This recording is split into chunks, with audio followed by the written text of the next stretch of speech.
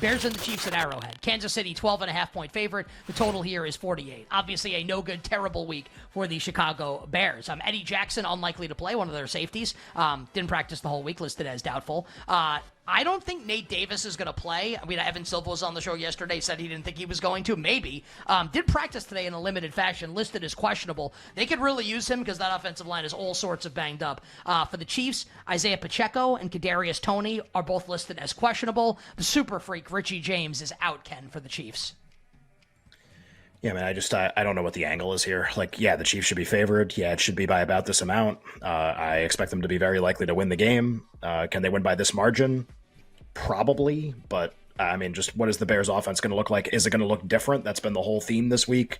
What if it's a little different and Fields runs a little bit more? He backdoored a bunch of covers last year running like that, kept games more competitive than they were against good teams, too, in a bunch of situations. Can definitely do that in this game. Is he going to do that? I have not one clue, and that is why I am not betting the game. I don't see any angle to make a bet here. My point spread in the game is 13, and I think the Bears might be the worst team in the league, and I have very, very much enjoyed betting against them in the first 2 weeks of the season. Tampa was electric last week. It was great. Yeah. Honestly, Green Bay was pretty electric in week 1 also. Absolutely love that bet as well. So I'm going to go back to the well here, and let's fade the Chicago Bears again. A small point spread edge for me, and also, I get to bet against the Bears, and I get to do it in Arrowhead, and I get to do it with the Kansas City Chiefs. Maybe Justin Fields backdoors the game, and he was right, and he says F it, and he does it his way. And if that's the case, I tip the cap. I'll believe it when I see it. I'll take the Chiefs, and I think the Chiefs win this game by about 1 billion points on Sunday. Why don't we start with the Bears? And look, coming on with us, kind of what we like to talk about. We like to talk about betting on games or where people should kind of put their money. And I think with this Bears team, with the kind of week it's been, right, so much stuff off the field, Fields and the coaches, defensive coordinator, $100,000 of lawn equipment being stolen. These are all very fun, almost kind of comical, interesting stories in some cases. But what bettors are kind of trying to figure out is all right, with all of that in mind, all this dysfunction in mind, what kind of an effort are you going to get in Sunday's game? Are the Chiefs going to win by a lot? They're favored by a little less than 2 touchdowns. 12.5 is the point spread at Arrowhead on Sunday. What kind of an effort do you think you're going to get from the Bears? Do you think they can play a competitive game on Sunday? You know what? Here's, Eddie Jackson didn't practice again today. He's one of their starting safeties, and Tyler Gordon, their starting nickel, is out. So that's going to limit Matt Eberflus as far as taking a lot of chances, I think, in the secondary. With that being said, if they can, I think they can prevent the big play. The receivers are good for the Chiefs. Obviously, you got to take care of Travis Kelce. The biggest thing for me right now is Justin Fields. I know for a fact, guys, that he is in sync, and him and Luke Getsy, the coordinator, they are on the same page. Everything was blown out of proportion, what he said about coaching, and I think they're going to go back to what they did last year, and he's going to come out, and he's going to have a chip on his shoulder, and he's going to say, you want me to run? You guys watch me run. And the Chiefs better be ready for that. Now, with all that being said, being that it's on the road, the Chiefs will probably cover.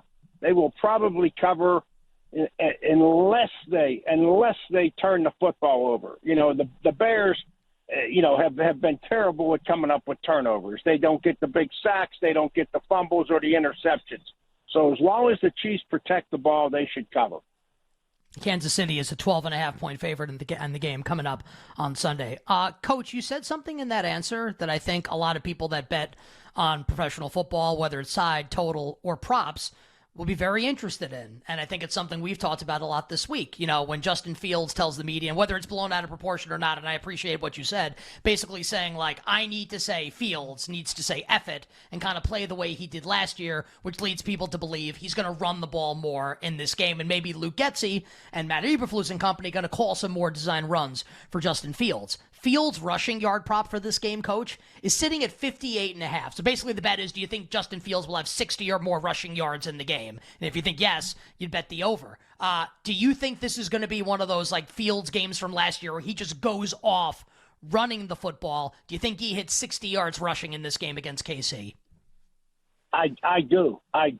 You know why? Because I don't think Kansas City, you can't practice for a guy with Justin Fields' speed or athleticism or size. He will break tackles. So I think that he's going to come out and bust a couple of long runs on the Chiefs only because mentally and physically they are not ready for a player like Justin Fields to be carrying the ball because they can't practice it. It's something you don't work on in practice. I do think. I think he'll be close to 100 yards. I really do. You heard of the Super Bowl? What about the Stupor Bowl? Stupor. Like Love two it. dumb Love teams the in a Super Bowl. stupor. That's actually Super, pretty good, Super right? Bowl in the big ol' ass power hour. That's what we're all about here. Yeah. Got that big ol' ass for the Yeah. Stupor Bowl. The Stupor that's what the Bowl, of coaches are course, gonna be played saying. by the Vikings and the Chargers in Minnesota. Injury-wise here, Austin Eckler is out again for the Chargers. Didn't practice all week. Like, no timetable for his return. That's bad.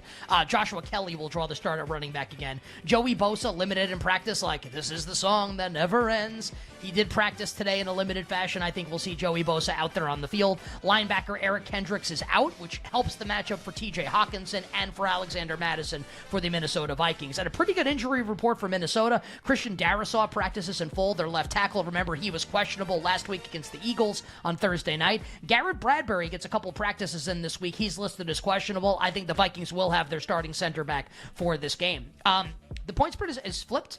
Chargers were a 1-point favorite. Now the Vikings are a 1-point favorite. Total is 54. Basically, it's, hey, Ken, pick the winner of the game. Chargers and Vikings in Minnesota in the Stupor Bowl.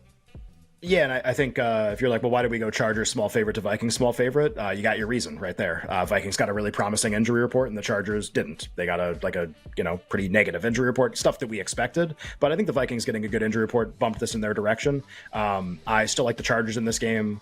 I do think that this point spread is like a bit of an overreaction to how they played so far. I think there's just like a little more there than this number, that they should be a dog at a team like Minnesota.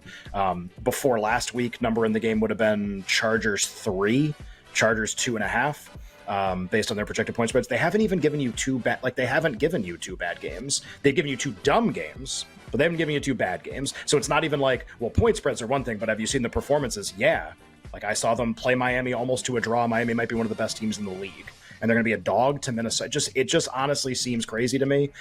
It's almost stupid how much I like the Chargers in this game. But Ken Barkley, Dave Wanstedt, the Venn diagram overlaps on one thing. Love the Chargers on Sunday. Also like the under in the game, and I think people expect Cousins to just like air it out and throw a lot. That's generally when they're trailing in games, and I think this is going to be like a one possession tight kind of a game. And I think there might be less scoring than people expect. A lot of bend but don't break going on, especially from the Chargers in this game. So Chargers plus under. Also, there is a book right now hanging Vikings 1.5. I think we are actually likely to see that market wide soon with this injury report, which means you can tease the Chargers in this game. And to use a phrase we use all the time on the show, I would tease the Chargers with anything that's not bolted down. Anything you like this week, Chargers 7.5 with it is the best thing going, honestly. And I am staring at a 1.5 right now as we speak. Anthony, let's start with that Arsenal-Spurs match. Obviously, you're wearing the jersey and everything, and you kind of hyped it up for us. This is, as you said, a match that's taking place on Sunday. You wrote to us that you don't have a side total bet, but you have a prop that you want to target. I see we're kind of branching out here a little bit. You've been winning everything on the show. What prop are we betting in Arsenal-Tottenham? Yeah, I need some kind of action for the derby on Sunday. You know, from a side perspective, if you look at the market, I have Arsenal around 130, minus 130. They did get Gabriel Jesus back, which I think is a huge upgrade for their attack. They weren't quite as fluid with Nketiah up top. And I think Jesus coming back, his ability to link the play is just so much better as a passer and dribbler. So I think that does raise their ceiling a little bit. I had questions about Arsenal and still do as to whether they can replicate the success of last season. But I also have questions about Tottenham because if you look at their schedule, they really haven't played anybody. The only, quote unquote, tough game they played was Man United, who's a bit of a mess at the moment. And I think they are, dangerously defensive. If this line got to 3.5, the total, where it was a little less juice. So if it overtakes money on game day, I may come back on the under. But I'm going to target a prop here. Pape Matar Sarr, 12-1, anytime goal scorer you can find out there. You can also find over 1.5 shots at plus money. I think Sarr is the key to this Tottenham team right now because they lost Kane right before the season. They don't really have a replacement for him naturally. Richarlison's done it. He's not as good. Son's not as good centrally. So they've kind of resorted to getting more shots from the midfield, and that's where Sarr comes in. In this Ange system, he's been the one getting forward, getting his feet into the area, and getting 3.97 shots per 90. That's elite striker level production. That's like Erling Haaland type stuff that he's getting as a midfielder, and pretty high quality. Do I expect him to continue with that rate? No. But at 12-1 anytime, I think he's a little bit cheap. So he's going to be making those late runs into the box. So he's worth a flyer, and I do like him in the shot market as well. Similar to what Noah Long did for PSV against Arsenal the other day, almost scoring for them. Love the analysis there of the North London derby coming up on Sunday with Arsenal and Tottenham.